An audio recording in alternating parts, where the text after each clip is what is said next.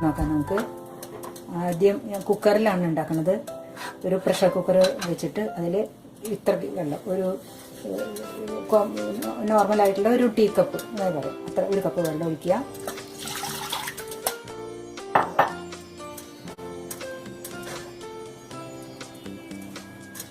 അതൊന്ന് തിളച്ച് വരുമ്പോൾ അതിൽ 2 പച്ചമുളക് കീറിയിടുക.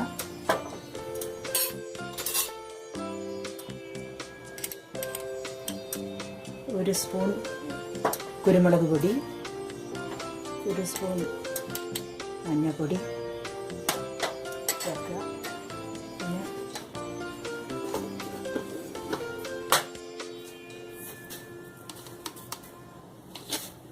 ഒരു സ്പൂൺ ഉപ്പ്,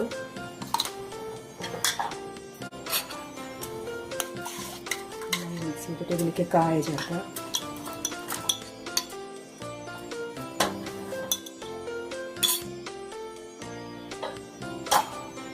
നമുക്ക് അടച്ച് വെച്ചിട്ട് ഒരു 3 വിസിൽ വരെ വേവിക്കാം. ഇതിലേക്ക് അരച്ച് ചേർക്കാനുള്ള സാധനങ്ങൾ: കോക്കനട്ട് ഒരു 1/2 കപ്പ്, ജീരകം, പച്ചമുളക്, കറിവേപ്പില, എല്ലാം കൂടി നന്നായി അരച്ചെടുക്കണം.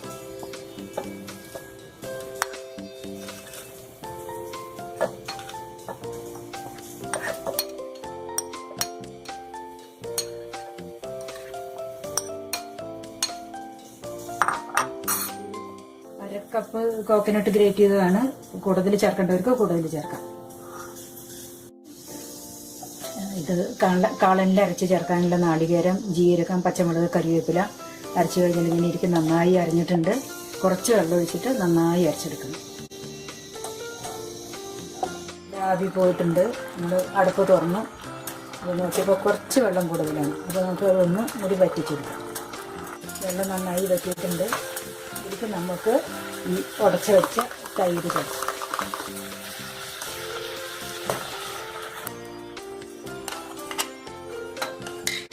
ഇത് വെച്ച് കഴിഞ്ഞ് നന്നായി ഇളക്കണം.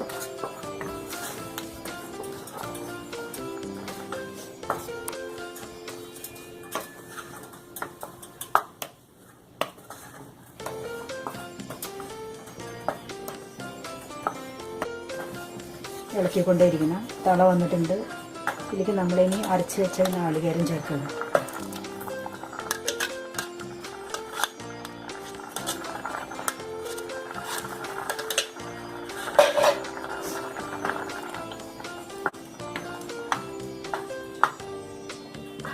നമ്മൾ ഒരു നുള്ള് ഉലുവ വറുത്ത് പിടിച്ചിട്ടുണ്ട്.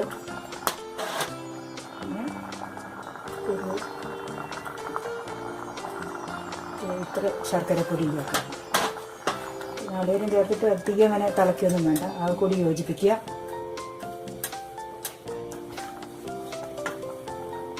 ലോ ഫ്ലെയിമിലാണ് ഇടേണ്ടത്. ഇത് മാറ്റി വെച്ച് നമുക്ക് ഇതിലേക്ക് വറുത്തിടാം. കുറച്ച് കോക്കനട്ട് ഓയിൽ ഒഴിക്കുക.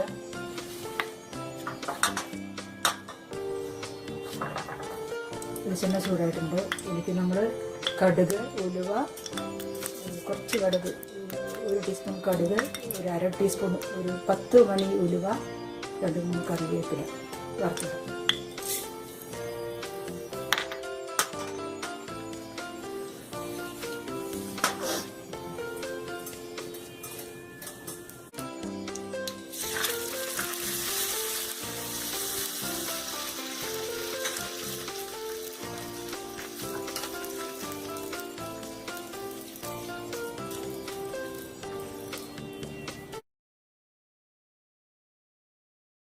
ഒരു പുഴുക്ക് ഉണ്ടാക്കാൻ പോവുകയാണ്. ക്യാരറ്റും നേന്ത്രക്കായും ഉപയോഗിച്ചിട്ട്. അതിനായിട്ട് ഞാനൊരു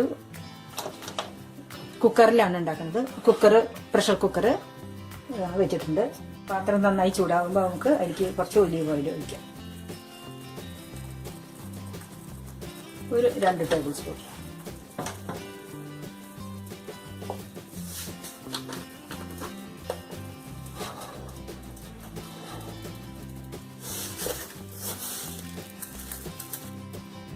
എണ്ണ ചൂടാകുമ്പോൾ നമുക്ക് അതിലേക്ക് കുറച്ച് കടുക്,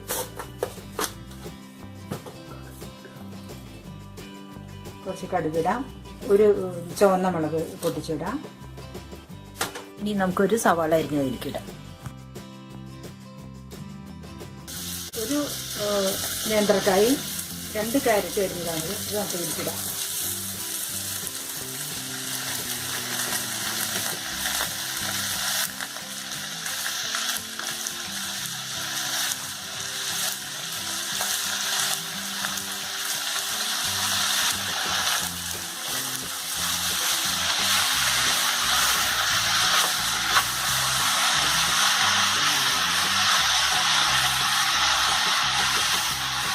അര സ്പൂൺ മഞ്ഞൾപ്പൊടി,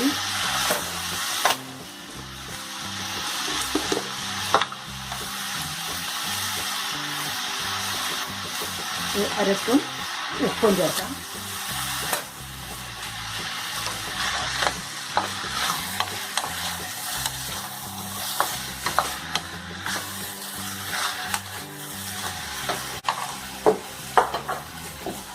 അതിനുശേഷം ഒരു 1/2 കപ്പ് വെള്ളം ഒഴിക്കാം.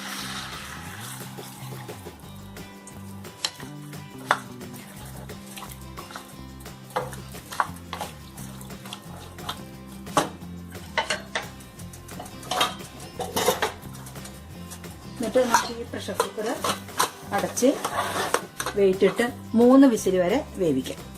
നമ്മുടെ പുഴുക്ക് നേന്ത്രക്കായും ക്യാരറ്റും കൂടിയിട്ടുള്ളത്. പുഴുക്ക് 3 വിസിൽ വന്നിട്ടുണ്ട്. ആവിയെല്ലാം മാറി. അപ്പോൾ നമുക്ക് തുറന്നു നോക്കാം.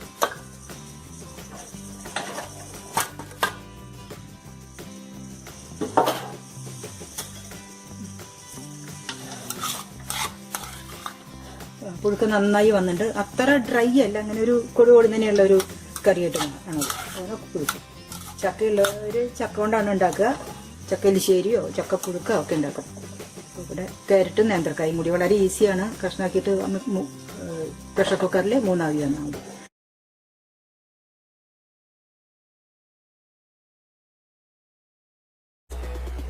ഇന്ന് ഞാൻ ഒരു പച്ചക്കായ എയർ ഫ്രയറിൽ എങ്ങനെയാണ് നമുക്ക് വറുത്തെടുക്കാൻ നോക്കാം.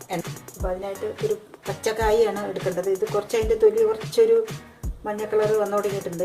പച്ച കിട്ടിയില്ല എനിക്ക്, പക്ഷേ ഇത് ഓക്കെയാണ്. ഇതുകൊണ്ട് നമുക്ക് എങ്ങനെയാണ് വറുത്തെടുക്കാൻ നോക്കാം. അപ്പോൾ നമുക്ക് ആദ്യം ഈ കായ ഇതിൻ്റെ തൊലി കളഞ്ഞിട്ട് കഷ്ണങ്ങളായിട്ട് കായ വറുക്കുന്ന പോലെ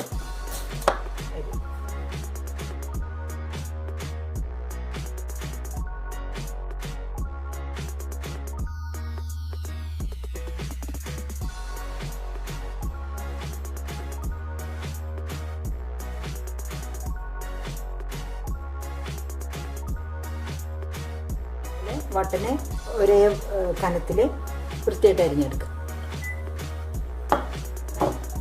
നമുക്ക് അതിലേക്ക് ആവശ്യത്തിന് ഉപ്പ് സ്പ്രെഡ് ചെയ്യും.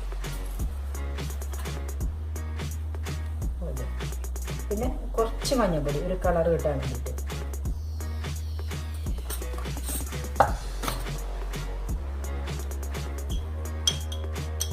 പിന്നെ 1 സ്പൂൺ എണ്ണ ഇതൊന്ന് വെറുതെ സ്പ്രെഡ് ചെയ്യും. നമുക്കിതൊന്ന് അങ്ങനെ മിക്സ് ചെയ്യാം.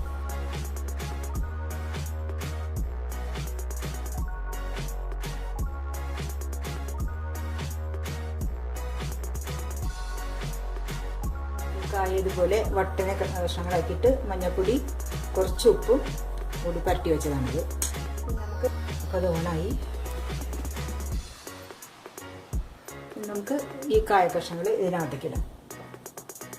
ഇതിനകത്ത് ഗ്രില്ലുണ്ട്.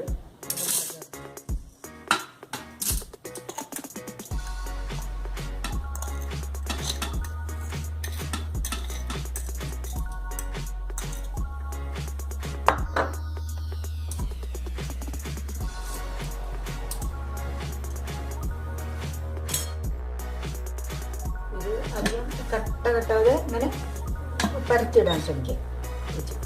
അത് കഴിഞ്ഞിട്ട് നമുക്ക് ഈ ലിഡ് കൊണ്ട് അടയ്ക്കാം.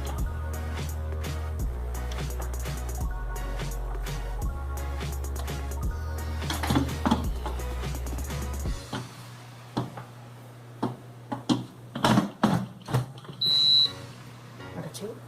ഇനിയിപ്പോൾ ഇത് വറുക്കാനായിട്ട് നമ്മൾ ഉപയോഗിക്കുന്നത് 15 മിനിറ്റാണ്. അതേപോലെ ടെമ്പറേച്ചർ ഓൺ ചെയ്തിട്ട് 350 തന്നെയാണ്. അത് നമുക്ക് കുറയ്ക്കേണ്ട, അതുപോലെ തന്നെ വെച്ചാൽ നമുക്ക് നോക്കാം. ഇപ്പം 5 മിനിറ്റ് കഴിഞ്ഞാൽ ഉണ്ടാവും ശരി. ഇപ്പം 5 മിനിറ്റ് വറുത്തപ്പോൾ ഇങ്ങനെയുണ്ട്. അപ്പം ഞാൻ അതൊന്നും കൂടെ മറച്ചിട്ടിട്ട് 3 മിനിറ്റും കൂടെ വെക്കുകയാണ്. ചിലതിന് പോരാ. അപ്പം ഞാൻ ആദ്യം ചല്ലി വെക്കുകയാണ്.